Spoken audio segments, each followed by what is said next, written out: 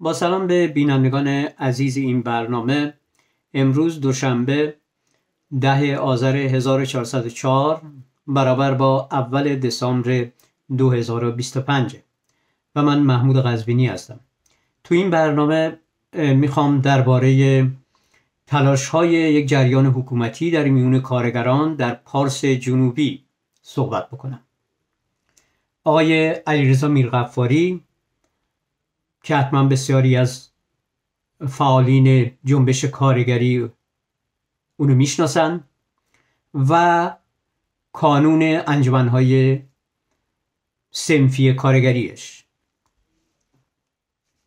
که اساساً صنفی هم نیست، سیاسیه، جریان حکومتیه در میون کارگران و منم جز اون نسل از کارگران هستم که جمهوری اسلامی با سرکوب، با دستگیری و زندان و اعدام صدها نفر تونسته بر اون جنبش عظیم کارگری که در سال 57 به پا خواسته بود غلبه بکنه. تشکل‌های کارگری از شوراها تا سندیکاهای کارگری رو سرکوب بکنه تو دهه 60، نه به خاطر اینکه اون چیزی که آقای غفاری میگه کارگرها وارد میدان سیاست و براندازی شده بودن، بلکه اساساً به دلیل مطالبات اقتصادی، اساساً برای متشکل شدن و متحد شدن کارگران. طبقه کارگر ایران بجز در سال 57 در زمان سرنگونی رژیم سلطنت دیگه هیچگاه نتونست وارد دایره سیاست بشه. مبارزه اقتصادی بوده. به هر حال آقای میرغفاری و کانون انجمنهای صنفیش مدعی هستن که تا الان براندازان و کسایی که به هر حال زاویه‌ای با رژیم دارن تلاش کردن اعتراضات کارگری رو به سمت دیگه ببرن و اونا اومدن نه، میخوان فقط مبارزات اقتصادی رو و صنفی کارگرا رو پیش ببرن که دروغ بیش نیست. یه جریان حکومتیه و همه میدونن که کسی که در شورای عالی کار میشینه بدون برای مذاکره سر دستمزدها، به اصطلاح الان 2 ساله این آقای میرغفاری و کانون انجمنهای صنفی که یه تشکل حکومتیه مثلا وارد تو مذاکرات این شورای عالی کار برای تعیین حداقل دستمزدم اینا رو به هر حال داخل کردن، چون شورای اسلامی دیگه اون نقش رو نمیتونه داشته باشه مثل سابق، اینا رو هم وارد کردن. به هر حال این آقا ادعا داره که اونا اومدن و یه الگوی جدیدی رو ارائه دادن، یه الگوی جدیدی که نظام به قول خودشون از این به بعد میتونه طبق این الگو در میون کارگرها کار بکنه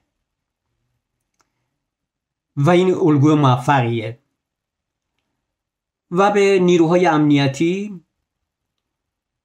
به وزارت اطلاعات و سپاه و همه جریانات دیگه میگه که این الگو رو بپذیرین، درک بکنین الگو رو و باش مقابله نکنین، اینا تسری بدین به جاهای دیگه. تلاش هم خودشون هم دارن که اینا تسری بدن به جاهای دیگه. به هر حال در خود پارس جنوبی تلاش هایی کردن، تلاش هاشون تا الان موفقیت آمیز بوده. نه اینکه به هر حال تونستن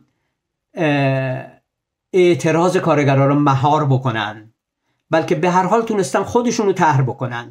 مهار اعتراضات کارگری هنوز یه قدرت دیگه میخواد.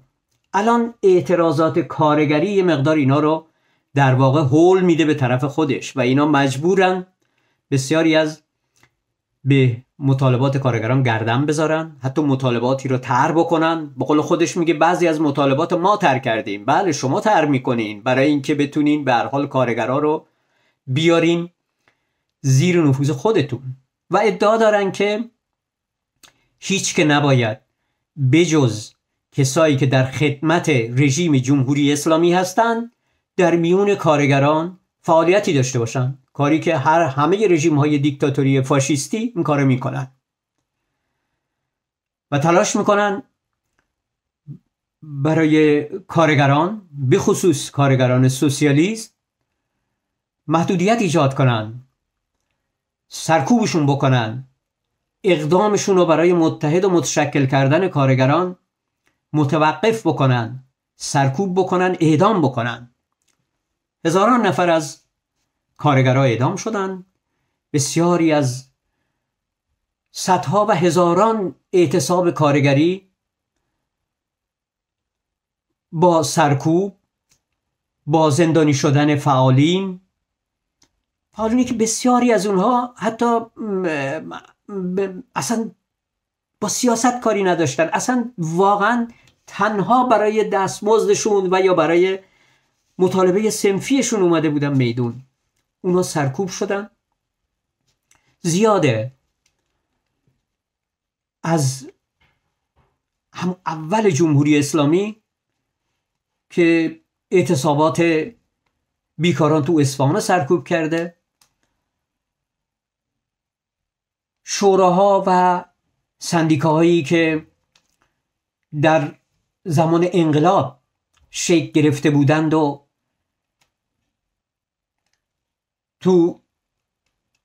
از زمان جنگ به بعد و به خصوص در دهه 60، از اوایل دهه 60 به شدت سرکوب کرده، بسیاری را زندانی کرده،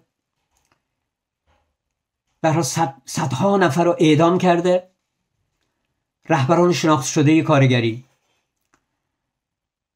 و تونست به هر حال به تشکل یابی کارگران در ایران خاتمه بده. نتونست به اعتراض و اعتصاب کارگری ادامه بده، اما به تشکل کارگری به هر حال تو ایران خاتمه داده. دهه‌ها تو ایران هر نوع اقدام برای متحد و متشکل کردن کارگران، هر نوع اقدام برای اعتصاب و اعتراض با سرکوب خونین و با زندان و اعدام مواجه می شد. اون حکم خمینی مشهوره که گفته بود اعتصاب حرامه، لکن اعتصاب حرام هست. به هر حال این آقای میرغفاری که مدعی پیرو خط خمینی و خامنه‌ای به خصوص، الان دیگه نمیگه اعتصاب حرام است. خب اون زمان اگه اون زمان بود، اون موقع به هر حال آقای میرغفاری بچه بوده، هنوز نبود. اگه اون موقع بود، پدرانشون و اگر خودش بود خودش به اعتصابات، به اعتراضات کارگری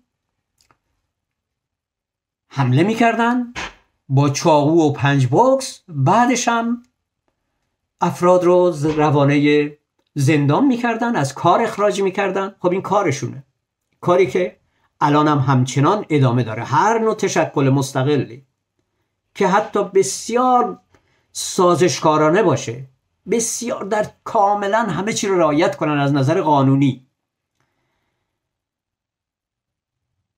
کافیه در چارچوب رژیم نباشه، با یورش رژیم مواجه میشه و به هر حال با زندان و سرکوب پاسخ میگیره. تشکل معلم ها هست، الان همچنان دیدیم که چگونه سرکوبش کردن. بسیاری از اونا توهم به جناح اصلاح طلب حکومتی داشتن. البته این آقای میرغفاری خب با جناح اصلاح طلب خیلی بده، برای اینکه میگه سرکوب باید شدید باشه، باید بزنن، بکشن. اما بعضی از مطالبات رو بدن، بعضی از مطالبات بدن، مثل هر فاشیست دیگه ای، مثل حکومت‌های فاشیستی. برخی از همون دهه 60 هم همین کارا میگو، این حزب اللهیاشون همینه، میگو مدعی مستضعفین بودن. اتفاقا این آقا با تنها تلویزیونی هم که به اصطلاح اون مدیایی که مصاحبه میکنه با همین تلویزیون جبهه پایداری و جریانات بسیار سخت هوادار حکومت هستن که خواهان سرکوب شدید هستن. به هر حال این آقا اومده میدوندار شده و مدعیه که میتونه برای نظام جمهوری اسلامی یک الگو بده. ما ببینیم، بررسی کنیم ببینیم که آیا واقعا این آقای الگو به نظام داره میده. یه چالنجی هم بین اون و بخشای از حکومت هست و خود حتی وزارت اطلاعات، چون اونا کاملا نمیتونن بپذیرن که آیا واقعا اینا میتونن، قادر هستن اعتراض کارگران رو مهار بکنن و کنترل کنن تو این شرایط و در چارچوب اون چیزی که اینا میخوان قرار بدن، و یا اینکه حتی در همین چارچوب کنترل شده حکومتی اگه از دستشون در بره، به هر حال با ضبط و ربط ها و رابطه هایی که ایجاد شده ممکنه بلای بیشتری برای جان حکومت بشه، بلایی بشه به جانشون. برای همین خودش هم مرتب بیان میکنه که گاهن تماس هایی میگیرن و در حال چیزهایی میگن و مدعیه که در یک جدالی با وزارت اطلاعات و امنیته که البته میگه تا الان موفق شدیم که به اونا بقبولونیم که ما به هر حال در یک تعاملی با اونا هستیم، همدیگر رو درک کردیم، پذیرفتیم. میگه ما داریم مرتب تلنگر میزنیم و به اونها میگیم، قول خودش میگه به قوه عاقله نظام، که این حرکتی که تو پارس جنوبی شروع شده رو تقویت کنن، تسری بدن به جاهای دیگه. این حرکت میگه خیلی مهمه و حتی میگه اگه این حرکت به نتیجه نرسه، خدای ناکرده به جاهای دیگه ختم میشه. هشدار میده و میگه به هر حال ما حرفمون با قوه عاقله نظامه. میگه از نظر من تو نظام یه قوه عاقله‌ای هست که میخواد به هر حال به مسائل کارگران توجه بکنه و درک میکنه که این میتونه خطرناک بشه. یکی از ادعاش اینه که به هر حال ما در مقابل جریان هایی که برانداز هستن، به قول خودش میگه هر که مخالف جمهوری اسلامیه، به هر حال میگه در مقابل اونا هستیم. نفرت زیادی از جنبش زن زندگی آزادی داره، مثل همه جریانات حکومتی، به خصوص جریانات حکومتی جبهه پایداری اینا، یا همین تلویزیون مستضعفین تیوی که این آقا باش، یا اون آقای علیزاده و اینا، به هر حال با اونا هش و نش داره و رابطه داره و با اونا گفتگو میکنه. باز جنبش زن زندگی و کلا با حتی جنبش های دیگه ای که تو ایران شکل گرفته بود، اینا به شدت مخالفه و به هر حال وظیفه خودش میدونه که کارگرها رو نذاره وارد این میدون بشن، میدون سیاست بشن. حقیقتش اینه که خب کارگرها تا الان میدون سیاست نشدن تو ایران و همیشه مبارزه بعد از اون دوران سقوط سلطنت دیگه مبارزه اقتصادی بوده. حتی شوراهایی که بودن مطالباتشون مطالبات اقتصادی بود، مطالبات سیاسی نبود، دخالت تو حکومت نبود و مطالبات سیاسی دیگه استثناءایی داشت، مثل سندیکای کارگران پروژه‌ای آبادان هومه که البته اونم مطالباتش اقتصادی بود، اما به هر حال تلاش میکردن که به مطالبات سیاسی رو هم طرح بکنن، اما خودشون در اساسنامهشون نوشتن و در عملشون هم بوده که به مطالبات اقتصادی کارگرها پاسخ بدن. عموما اینجوری بوده. جمهوری اسلامی این مبارزات سرکوب کرده و فکر کرده که با سرکوب این کارگرها و اعتصاب حرام هست و سرکوب هر نوع اعتصاب مسئله خاتمه پیدا میکنه. خب این همه جای دنیا هست این مسئله که نمیتونه مبارزه طبقاتی عمیق، یک مبارزه عمیق اجتماعی اقتصادی اجتماعی که نمیتونه تموم بشه، حتی پا به مرحله سیاست هم نذاره، به هر حال برای هر رژیم خطرناکه و برای رژیم جمهوری اسلامی به خصوص که با خطر سرنگونی مواجهه. جنبش کارگری، جنبش صرفاً اقتصادیش یه مبارزه خطرناک. کافیه کارگران در سطح سراسری برای مطالبات اقتصادیشون پا به میدون بذارن و به سطحی از تشکل دست پیدا بکنن. جمهوری اسلامی دیگه باید فاتحش خونده بشه اون زمان. اگه جمهوری اسلامی زنده، برای اینکه تا الان طبقه کارگر نتونست به سطحی از تشکل دست پیدا بکنه. به هر حال این آقای میرغفاری و شرکا تو سال 1400 که یه سال دو سال قبلش اعتصابات تو پارس جنوبی وسیع شده بود، تو کلن پیمانکاری ها و تو کارگران پیمانکاری تو اصلویه و کلن نفت گسترش پیدا کرده بود. جمهوری اسلامی که از دهه 60 از سال 63 که قانون حتی شورای اسلامی را اجرا کرده بود، اجازه نداد در میون کارگران نفت و فولاد و در مراکز مهم مثل معادن و شرکت‌های بزرگ حتی شورای اسلامی شکل بگیره. اینو اجازه نداد. سعی میکرد سطحی از به هر حال به مطالبات کارگران پاسخ بده، اما کارگران هیچ نوع تشکلی، حتی تشکل‌های دستساز نداشته باشن.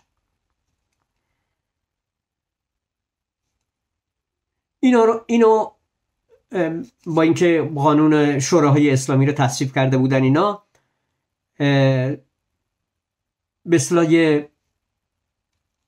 مقرراتی گذاشتن تو همون قانون شورای اسلامی که تو نفت و معادن، فولاد و در مراکز بزرگ کارگری تشکیل شورای اسلامی و یا هر نوع تشکل قانونی دیگر به قول خودشون که انجمنهای صنفی هم جز همینن، باید با صلاح دید وزارت کار و وزارتخانه های مربوطه باشه. منظورشون خب وزارت های مربوطه دیگه همون وزارت اطلاعات و ایناست که باید اونا تصمیم بگیرن. تا 1400 به هر حال اینا وارد نفت و همین پارس جنوبی نشده بودن. تو سال 1400 با تصمیم قانون به اصطلاح قانون عالی انجمنهای صنفی کارگری، اینا تصمیم میگیرن برن و بتونن این اعتراضات رو مهار کنن. دیدن اعتراضات تو نفت میتونه خطرناک باشه و رژیم فوق‌العاده حساس، همونجوری که تو قانون هم گذاشته بودن حتی تشکل‌های چیز هم نباید اونجا باشه، به هر حال تشکل‌های صنفی حکومتی،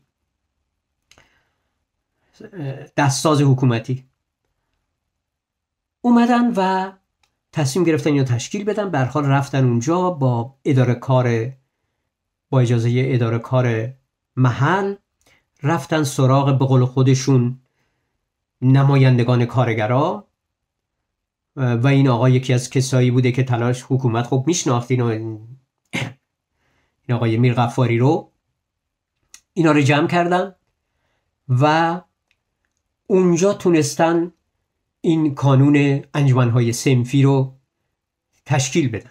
انجمنهای صنفی تشکیل دادن ابتدا یکی، بعد به هر حال تونستن تو همه پالایشگاه‌ها این انجمنهای صنفی رو تشکیل بدن در عرض 1 سال و کانون انجمنهای صنفی رو تشکیل دادن که با قدرت اداره کار و وزارت اطلاعات و بودجه هایی که میگیرن و امکانات قانونی که دارن تونستن فعالیت هایی تو دستور بذارن. تلاش کردن تمام مطالبات کارگرها رو بیارن به زیر انجمنهای اسلامی. انتخابات برگزار کردن. میگن که 83% تو انتخابات شرکت کردن. اینا همه ممکنه واقعا اینجوری باشه و خب واقعا هم تلاش کردن که مطالبات کارگرها رو تا اندازه‌ای که ممکنه مطرح بکنن تا بکنن جا بیفتن در بیون کارگرها. به هر حال اگه تشکل کارگری شکل میگیره، اونم تو محیط اعتراض، اونم محیط الان، کسی که میخواد در مقابل تازه جنبش زن زندگی وایسته و بگه سرکوب بکنیم بزنیم و اعتراضات کارگری دیگرم میگه که همه برای منافع خود، یعنی هزاران اعتصاب کارگری که در ایران شکل میگیره، اینا همه این آقا و اعوان و انصارش اعتقاد دارن که اینا زیر نفوذ جریانات دیگه هستن یا رهبران کارگرای دیگه که دست به تشکل یابی کارگران زدن از شرکت واحد، سندیکای شرکت واحد، سندیکای 7 تپه و بعداً مجمع هایی که تو 7 تپه و همه جاهای دیگه مرتب شکل میگیره و نمایندگانی انتخاب میان و برای پیشبرد مطالبات از نظر این آقایون به هر حال در خدمت چیزهای دیگه. در خدمت چیزهای دیگه یعنی اینکه در خدمت جمهوری اسلامی نیست. در خدمت جمهوری اسلامی نیست. و این معتقده که باید بتونیم کاری بکنیم، اعتراضات مهار کنیم و منافع جمهوری اسلامی که میگه منافع ملی، میگه به قول خودش اصل باشه. هر جا منافع ملی اقتضا میکنه نباید اعتصاب بشه، اعتراض بشه. تو جریان ادعا داره تو جریان زن زندگی آزادی تونستن کارگران رو مهار بکنن، اونجا اعتراضات رو مهار بکنن. رفتن پای اعتراضی این آقا رو دستگیر کردن، 1401 این آقا رو دستگیر کردن و چند نفر دیگه رو. و خب وزارت اطلاعات اینا گفتن که اگه نمی کردیم کارگرها داشتن دست به اعتصاب می زدن و ما مجبور بودیم این کارو بکنیم. به هر حال اینو بیان کرده و به هر حال میگه که تو اون مجتمع پارس جنوبی قبل از اینکه میگه حرکت ما شروع بشه مرتب توقف کار و اعتصاب و اعتراض وجود داشت که وسیع بود. میگه اتفاقا ما الان اومدیم تونستیم اینو نظم بدیم، توقف کار وجود نداره، اعتراض وجود داره، اعتراض ما میکنیم اما کار رو متوقف نمی کنیم، به هر شکلی هست که بتونیم البته که فعالین کارگری دیگه هم همین کارو میکنن، کار رو همینجوری متوقف نمیکنن، واقعا هم دست به اعتصاب نمیزنن همینجوری و به هر حال میرن پای مذاکره، پای چیز و آخرش این کار. ما اینا به هر حال این کارو میکنن اما با هدف این که بتونن مبارزات رو به زیر نفوذ جریان حکومتی در بیارن.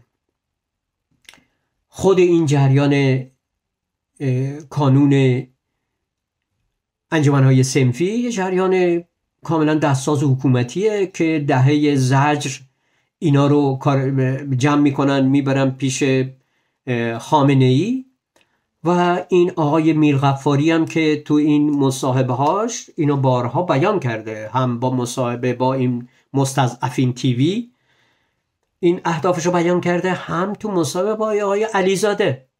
در مصاحبه با آقای علیزاده، اون آقای علیزاده ازش میپرسه این بسا باندرول هایی که برای با عکس خمینی و خامنه ای و سخنان خمینی و خامنه ای تو تظاهرات ها هست که انبوه و چشم گیره، آیا واقعا برای اینکه جلوی یورش و سرکوب نیروهای امنیتی رو بگیرینه، یا اینکه واقعا اینجوریه؟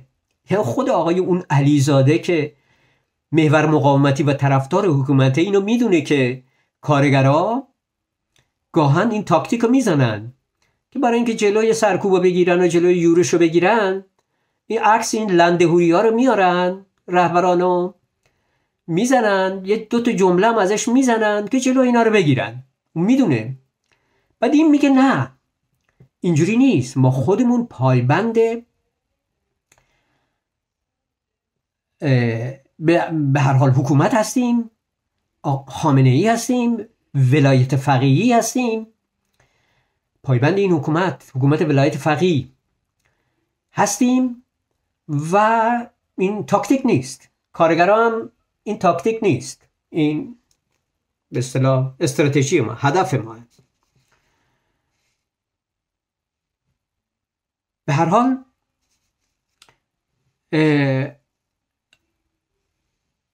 اینایی که از حتی تشکیل شورای اسلامی تو نفت تو مراکز چیز وحشت داشتن، امروز چرا میان تو این وضعیت دست به این نوع تشکل‌ها میزنن؟ تنها دلیلش اینه که وضعیت حکومت در بداغونه و قدرت سرکوب مثل دهه 60 و حتی پس از اون نداره دیگه، و این اعتراضات باید مهار بشه. این تاکتیکشونه. آیا میتونن؟ دارن تلاش میکنن. به نظر من نمیتونن. حتی همین تشکل‌ها هم میتونه بلای جانشون بشه. اینو وزارت اطلاعات میدونه. میرغفاری حالا برای نامش، برای چیزش هرچیه، برای موقعیتش هرچیه، و اینکه تو دستگاه‌های حکومتی به خصوص اون جناح جبهه پایداری و جریانات حزب الله بسیار وحشی بتونه، که خواهان هیچ نوع عقب نشینی نیستن، بتونه اونجا جاپایی داشته باشه و اینا. به هر حال ادعا داره که داره کاری میکنه. یه جدالیه بین این و بین این جریان که خود جبهه پایداری هم الان نیست. اون آقای علیزاده که مرتب البته میگفت اسم سندیکا و شورا و اسم دیگه، حتی انجمن صنفی هم فقط میگفت سندیکا. تو گفتگو با آقای چیز میگه حکومت باید سندیکا رو اجازه بده و نام میبرد، میگه آقای رسایی و آقای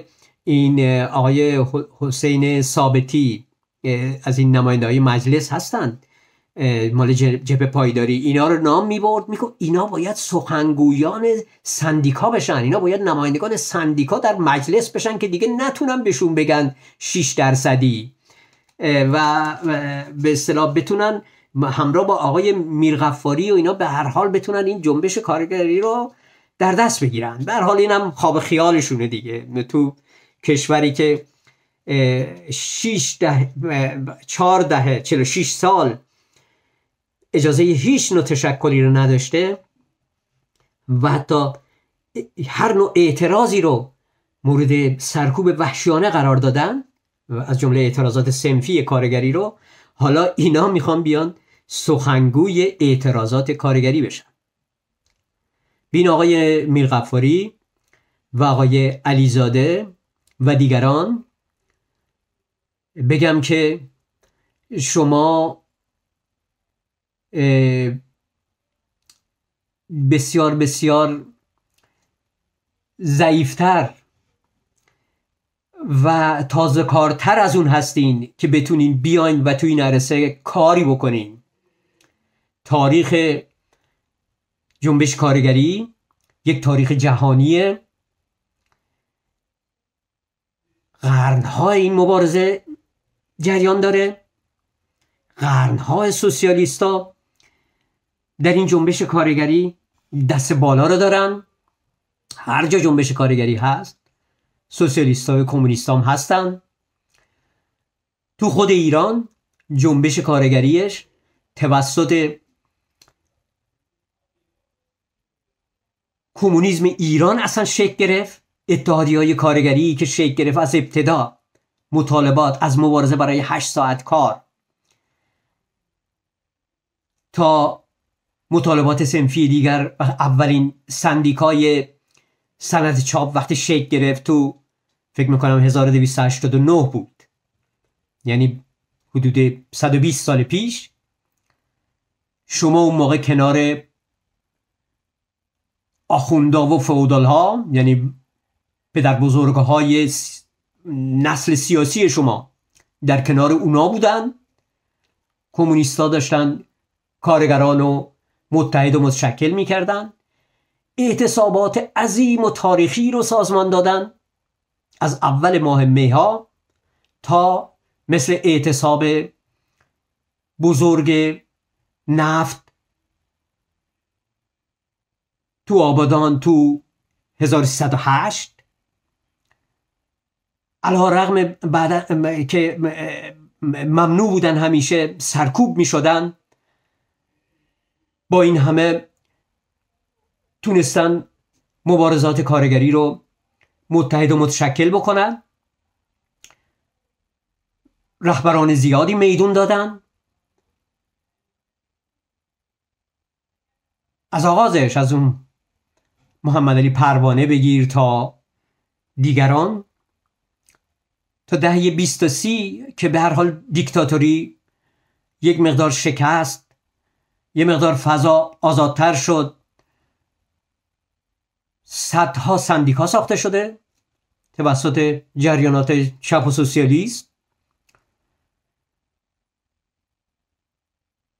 شوراهای سراسری سندیکاها شکل گرفت و تو مبارزات عظیم حتی برای ملی شدن صنعت نفت و اینا دخالت داشتن این کارگرها. بعد از کودتای 28 مرداد هم همینجور صدها و هزاران کارگر سوسیالیست و کمونیست داشتن فعالیت میکردن. در هر اعتصاب و اعتراضی که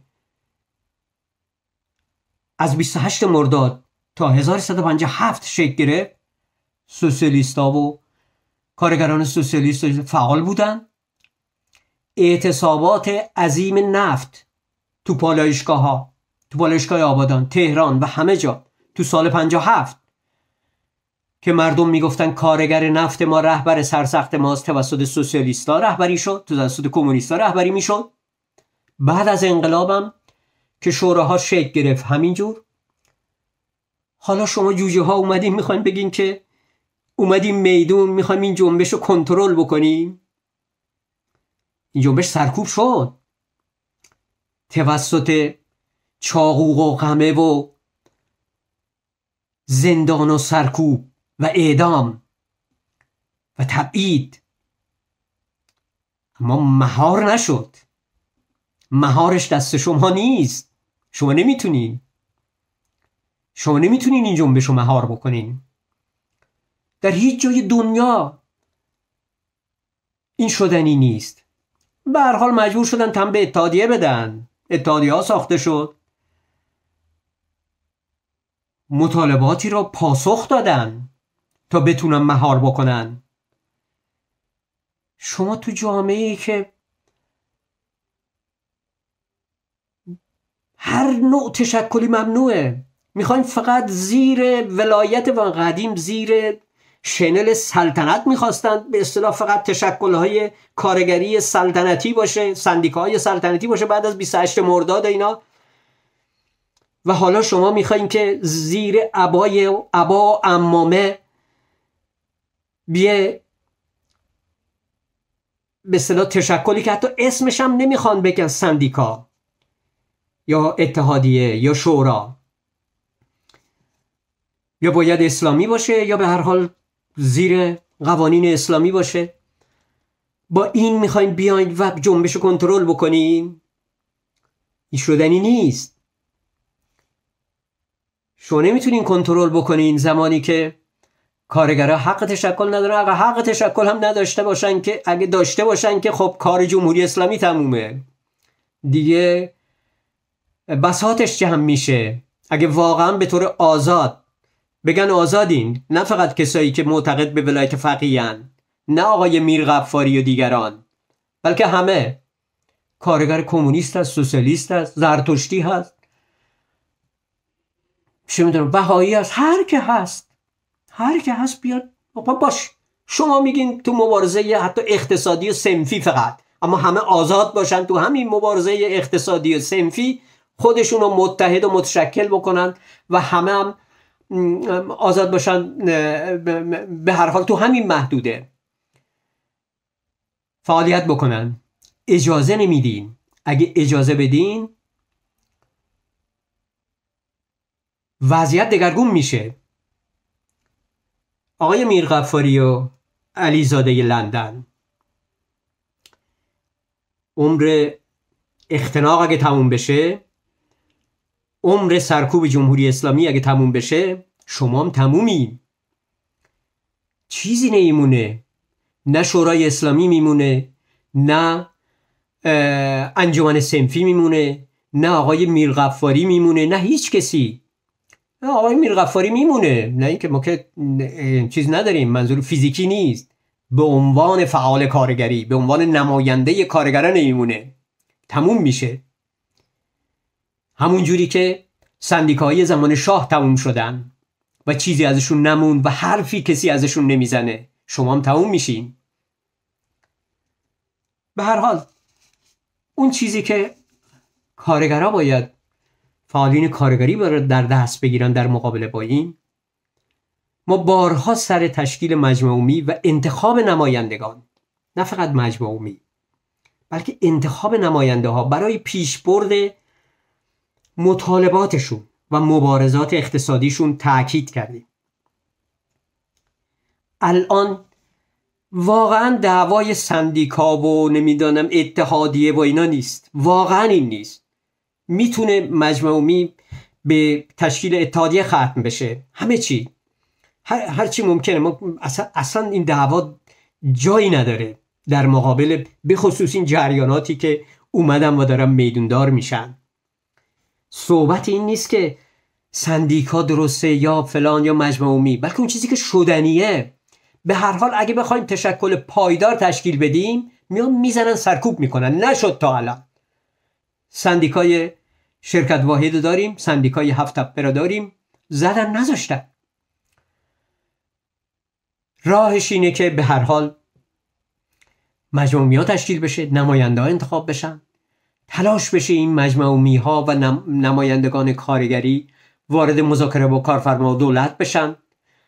همین چیزی که آقای میرغفاری ادعا داره.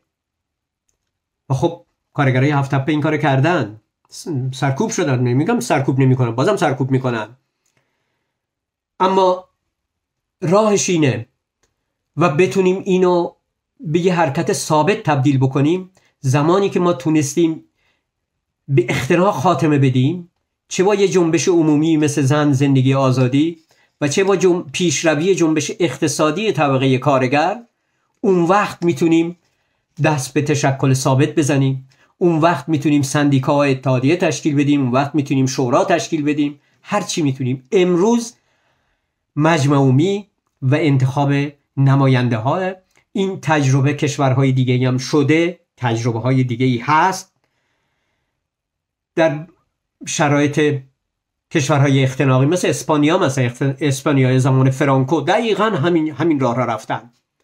به هر حال میشه این کارو کرد. یه فعالیتیه که نه جلوشو میتونن بگیرن، نه میتونن سرکوبش بکنن. اگرم سرکوب بکنن به هر حال هست.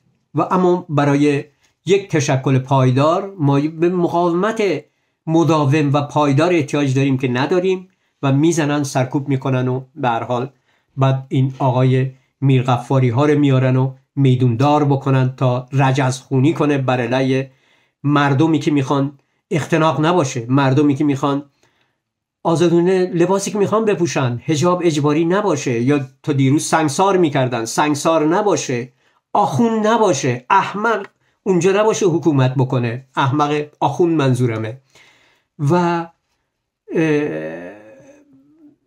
ولایت فقیه نباشه، شاه نباشه، اینا نباشن، دیکتاتوری نباشه، همه احزاب آزاد باشن، همه تشکل‌های سیاسی و صنفی همه آزاد باشن. به هر حال اگه خب اینا دست پیدا بکنیم دیگه تشکل یابی آزاد میشه و به فعالیت‌های این چنینی هم خاتمه میدیم. با تشکر از اینکه این برنامه رو دیدین. این برنامه رو لایک